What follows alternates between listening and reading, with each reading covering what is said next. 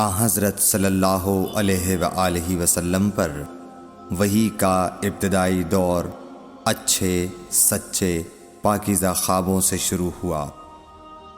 آپ خواب میں جو کچھ دیکھتے وہ صبح کی روشنی کی طرح صحیح اور سچا ثابت ہوتا۔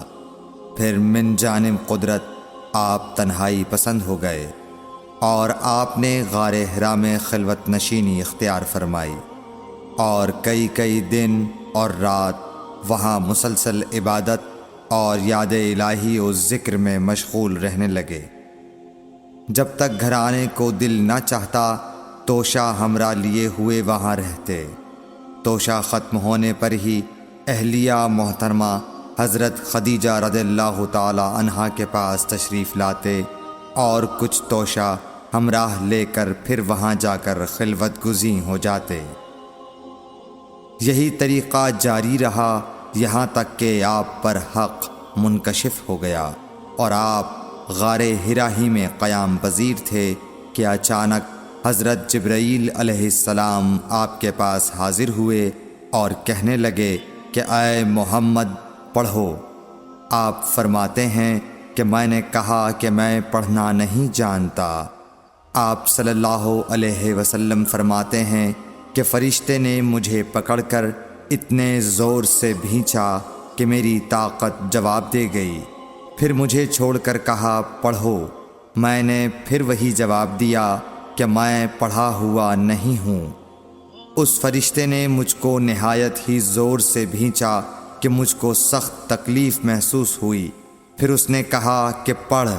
میں نے کہا میں پڑھا ہوا نہیں ہوں۔ فرشتے نے تیسری بار مجھ کو پکڑا اور تیسری مرتبہ پھر مجھ کو بھینچا۔ پھر مجھے چھوڑ دیا اور کہنے لگا کہ پڑھو اپنے رب کے نام کی مدد سے جس نے پیدا کیا اور انسان کو خون کی پھٹکی سے بنایا۔ پڑھو اور آپ کا رب بہت ہی مہربانیاں کرنے والا ہے۔ بس یہی آیتیں آپ حضرت جبرائیل علیہ السلام سے سن کر اس حال میں غار حرا سے واپس ہوئے کہ آپ کا دل اس انوکھے واقعے سے کانپ رہا تھا۔ آپ حضرت خدیجہ کے ہاں تشریف لائے اور فرمایا کہ مجھے کمبل اوڑھا دو، مجھے کمبل اوڑھا دو۔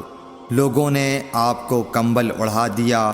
جب آپ کا ڈر جاتا رہا تو آپ نے اپنی زوجہ محترمہ حضرت خدیجہ رضی اللہ تعالی عنہا کو تفصیل کے ساتھ یہ واقعہ سنایا اور فرمانے لگے کہ مجھ کو اب اپنی جان کا خوف ہو گیا ہے۔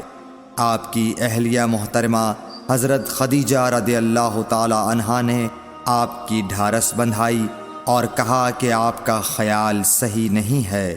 اللہ کی قسم آپ کو اللہ کبھی رسوا نہیں کرے گا۔ آپ تو اخلاق فاضلہ کے مالک ہیں۔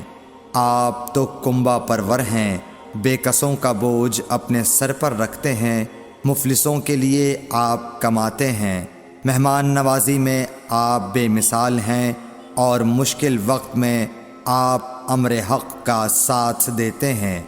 ایسے اوصاف حسنہ والا انسان یوں بے وقت ذلت و خواری کی موت نہیں پا سکتا۔ پھر مزید تسلی کے لیے حضرت خدیجہ رضی اللہ تعالی عنہا آپ کو ورقہ بن نوفل کے پاس لے گئیں جو ان کے چچا زاد بھائی تھے اور زمانہ جاہلیت میں نصرانی مذہب اختیار کر چکے تھے اور عبرانی زبان کے کاتب تھے۔ چنانچہ انجیل کو بھی حسب منشائے خداوندی عبرانی زبان میں لکھا کرتے تھے۔ انجیل سریانی زبان میں نازل ہوئی تھی، پھر اس کا ترجمہ عبرانی زبان میں ہوا۔ ورقہ اسی کو لکھتے تھے۔ وہ بہت بوڑھے ہو گئے تھے، یہاں تک کہ ان کی بینائی بھی رخصت ہو چکی تھی۔ حضرت خدیجہ رضی اللہ تعالی عنہا نے ان کے سامنے آپ کے حالات بیان کیے اور کہا کہ اے چچا زاد بھائی، اپنے بھتیجے محمد صلی اللہ علیہ وسلم کی زبانی ذرا ان کی کیفیت سن لیجئے۔ وہ بولے کہ بھتیجے آپ نے جو کچھ دیکھا ہے اس کی تفصیل سناؤ۔ چنانچہ آپ صلی اللہ علیہ وآلہ وسلم نے از اول تا آخر پورا واقعہ سنایا، جسے سن کر ورقہ بے اختیار ہو کر بول اٹھے کہ یہ تو وہی ناموس معزز رازدان فرشتہ ہے جسے اللہ نے حضرت موسیٰ علیہ السلام پر وحی دے کر بھیجا تھا۔ کاش میں آپ کے اس عہد نبوت کے شروع ہونے پر جوان عمر ہوتا، کاش میں اس وقت تک زندہ رہتا جب کہ آپ کی قوم آپ کو اس شہر سے نکال دے گی۔ رسول کریم صلی اللہ علیہ وآلہ وسلم نے یہ سن کر تعجب سے پوچھا کہ کیا وہ لوگ مجھ کو نکال دیں گے، حالانکہ میں تو ان میں صادق و امین و مقبول ہوں۔ ورقہ بولا، ہاں یہ سب کچھ سچ ہے، مگر جو شخص بھی آپ کی طرح امر حق لے کر آیا لوگ اس کے دشمن ہی ہو گئے ہیں۔